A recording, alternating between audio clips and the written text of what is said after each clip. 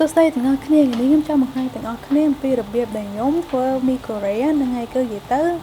របៀបនៅក្នុងការធ្វើមីកូរ៉េហ្នឹងវាមានច្រើនរបៀបក៏ប៉ុន្តែខ្ញុំចង់យកមកបង្ហាញទាំងអស់គ្នាអំពីរបៀបដែលខ្ញុំចូលចិត្តធ្វើហ្នឹងហើយជាដំបូងនៅក្នុងការចម្អិនមីហ្នឹងគឺយើងត្រូវការខ្ទះបន្ទាប់មកយើងដាក់ទឹកចូលទៅក្នុងខ្ទះហ្នឹងចំនួន450មីលីលីត្របន្ទាប់មកគឺខ្ញុំធ្វើការដាក់ផាត់ចូលហើយខ្ញុំដាក់ផាត់ហ្នឹងមុនដាក់មីដោយសារតែផាត់ខ្ញុំហ្នឹងវាកកអញ្ចឹងទៅបើសិនជាខ្ញុំដាក់ដំណើរមីដែរខ្លាចវាអត់ឆ្អិនណាអញ្ចឹងទៅខ្ញុំត្រូវដាក់វាមុនដាក់មីឲ្យវារៀងឆ្អិនតិចហើយខ្ញុំដាក់មីតាមក្រោយហើយថ្ងៃនេះគឺខ្ញុំជ្រើសរើសយកមីរបស់កូរ៉េឈ្មោះថា Shin Ramyeon យកមកនៅក្នុងការធ្វើហ្នឹងហើយជាដំបូងមុននឹងយើងដាក់មីគឺយើងត្រូវដាក់គ្រឿងនៅក្នុង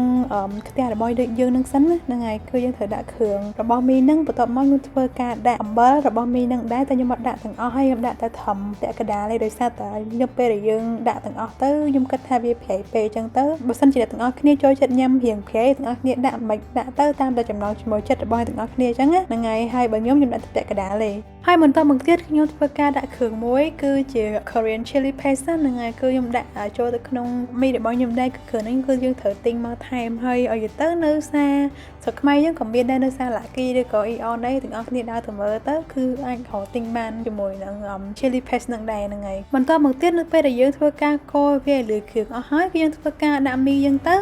ហើយបន្ទាប់ពីដាក់មីហើយគឺខ្ញុំធ្វើការដាក់បន្លែហ្នឹងហើយបន្លែដែលខ្ញុំដាក់ថ្ងៃហ្នឹងគឺជាស្ពៃក្តោបហើយនិងសណ្តែកបដោហើយបើសិនជាអ្នកមានបន្លែអីផ្សេងនៅផ្ទះរបស់អ្នកអាចដាក់ជំនួសពីបន្លែហ្នឹងក៏បានដែរហ្នឹងហើយមិនចាំដាក់ដូចខ្ញុំក៏បានដែរហើយប្រហែលជាខ្ទង់2នាទីក្រោយមកគឺមីយើងវាមានរៀងទន់បន្តិចហើយគឺយើងធ្វើការដាក់ពងមាន់ចូលហ្នឹងហើយដាក់ពងមាន់ចូលហើយប្រហែលជា3នាទីក្រោយមកគឺមីយើងគឺវាមានការឆ្អិនហើយ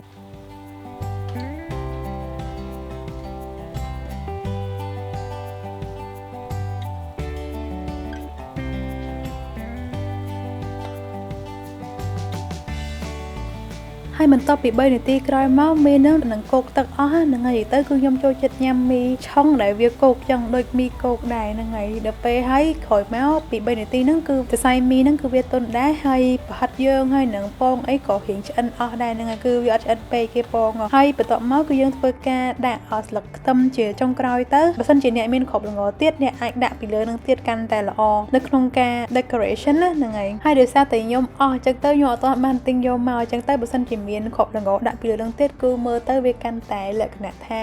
គួរឲ្យចង់ញ៉ាំហ្មងហ្នឹងហើយ